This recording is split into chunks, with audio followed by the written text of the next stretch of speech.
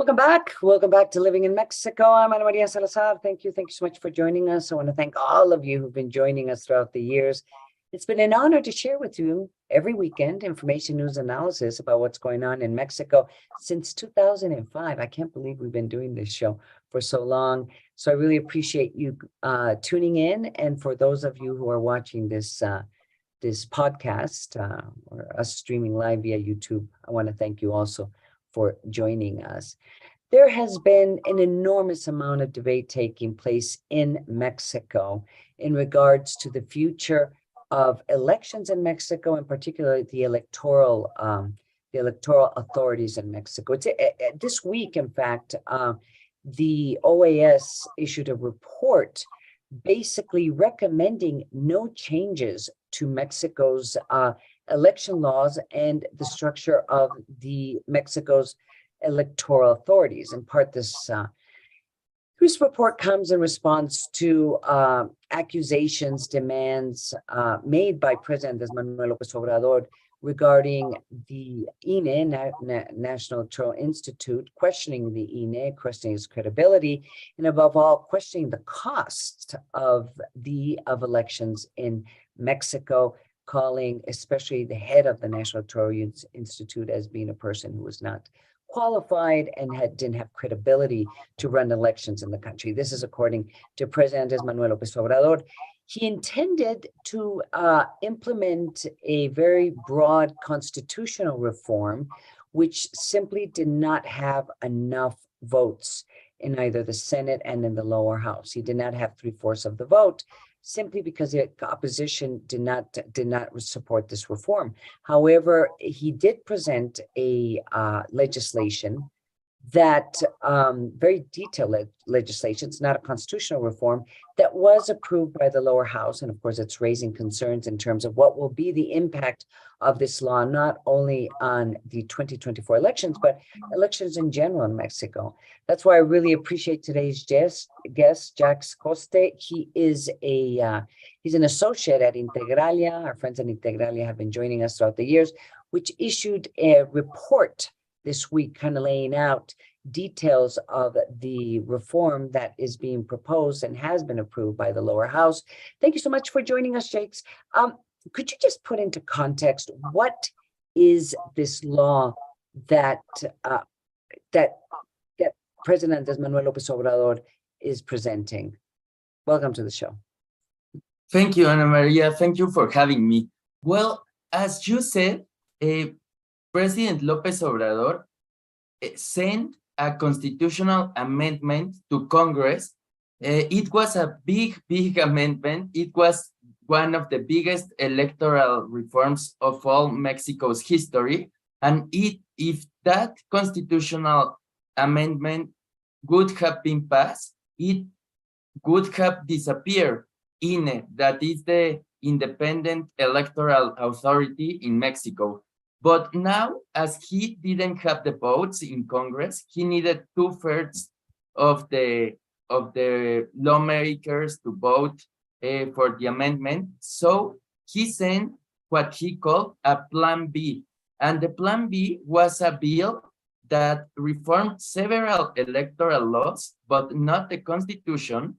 And the bill was approved by the lower chamber. It still needs to be discussed in the Senate. However, Morena's majority wants to discuss it before December 15, which is the final day of the legislative period. Also, it is important to state that the legislative process to pass this bill in the lower chamber was really messy. First, the lawmakers voted the bill without even reading or discussing it. And second, it is the first time since the 1970s that an electoral reform passes without the agreement of all the political parties, and that it is a proposal of the government, not of the opposition or an agreement between all the parties. I'm surprised how vast this law is. And it appears that nobody has really even had time to read the beginning or the end. Could you just explain to our audience what we're talking about here? Well, the main changes, one of the main changes that this bill introduces is that this reform would undermine the electoral body's operational capabilities, since it could disappear some important areas of the National Electoral Institute, including regional offices, and the bill would also undermine the institution's autonomy to use its budget. Also, this reform makes the electoral body to lose capabilities to sanction the political parties when they break the electoral law. It weakens the referee. And then also, the bill relaxes the laws to regulate propaganda. So if it passes, it will be easier for all the political actors to informally start their campaigns even before they are designated candidates, and government officials will be able to use propaganda to promote their candidacies. So, to sum up, the bill will make the electoral body suffer a lot of political stress in the middle of the 2023 elections in Estado de Mexico and Coahuila, and in the prelude of the 2024 presidential election. However, there is one positive aspect of this bill, and it is that it would make easier for Mexican migrants in the US or other countries and for people in jail to vote. So there is, among all these changes, almost all of them are risky and are its purpose is to undermine the electoral body, but however, there is a positive aspect in these actions to make easier for Mexican migrants to vote. Well, let me ask you this. I'm going to be the devil's advocate here. In most countries, people can, potential candidates can start campaigning years ahead of time. I mean, it's there's no rules. There's no rules for someone, for example, in the United States, to say, I want to be president of the United States, 6 years before the elections takes place, and start campaigning. It doesn't, as long as the money used for the campaign is legal money and it doesn't come from foreign governments, and eventually it's kind of stated, or the audience or the voters knows where this money can come from. So, I mean, what is wrong with legislation that allows people to campaign more freely and not with this kind of artificial restraints of only being able to campaign 3 months before the elections? I think that I think that I agree personally with you, Ana Maria, because I also think that it makes no sense to regulate that much the campaigns and to avoid politicians to do campaigns, because it is what politicians do. Then I think that it's kind of absurd. However, that regulation over propaganda, over campaigns, it's so strict because it was a political fight of Lopez Obrador in 2007 after the election of 2006.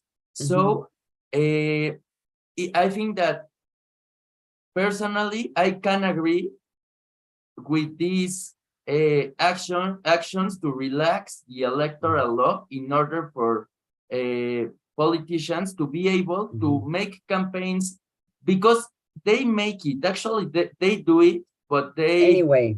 Right. Exactly.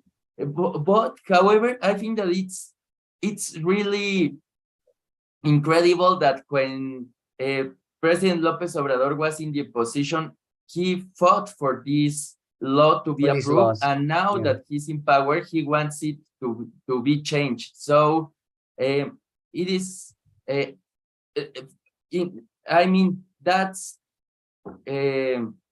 Well, I mean, I think the reason why Andrés Manuel López Obrador wanted these laws to restrict the time people could campaign is a sense that whoever is in government, the party that is in government clearly has an advantage because they will end up using resources, state resources for their campaigns if they're running for office, or if they're trying to make sure that their party stays in power. So I can understand why before he wanted the campaigns to only last 3 months, although he campaigned for 20 years almost in order to become president.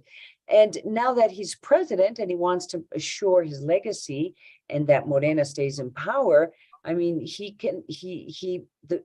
understands and would want flexibility. I guess the question is, how do you make sure that state resources aren't used incorrectly? I think that that's a really hard question to answer, and it is one of the main problems of Mexico's democracy since, at least since the democratic transition in the late 90s. So it's really difficult to regulate this because political parties and politicians are really clever to break the law, to find loopholes in the electoral legislation. So it's a vicious cycle because first the politicians use government. For example, it's really common that the governors of all the parties use the state budget to promote the candidate of their party, and when they do it, they are breaking the law. So the next step of this vicious cycle is that the law gets more strict, and it regulates. It sets stronger regulation for budget, for public budget to be used for campaigns, and then the politicians and the political parties again find loopholes, and they use more clever, more sophisticated mechanisms to avoid the law. So I think that it's a never-ending story, and one of the solutions that some experts propose to this problem is to make it easier for private donors to participate in campaigns, but it is also difficult in Mexico because of the organized crime, as you know, Ana Maria. Yeah, and of course the rule of law. I mean, part of the problem with this bill, it looks like they want to weaken the National Electoral Institute's ability to punish and to fine parties and candidates that have broken the law. So that I think is one of the big dilemmas. Also, one last question: what's going to happen now? This bill is going to go to the Senate, but it's not. Does President Manuel Lopez Obrador have all the votes he needs? I mean, I think Senator Monreal is being difficult, according to those who, according to Morena officials. Senator Monreal, by the way, is supposed to head Morena's senators. What's your take?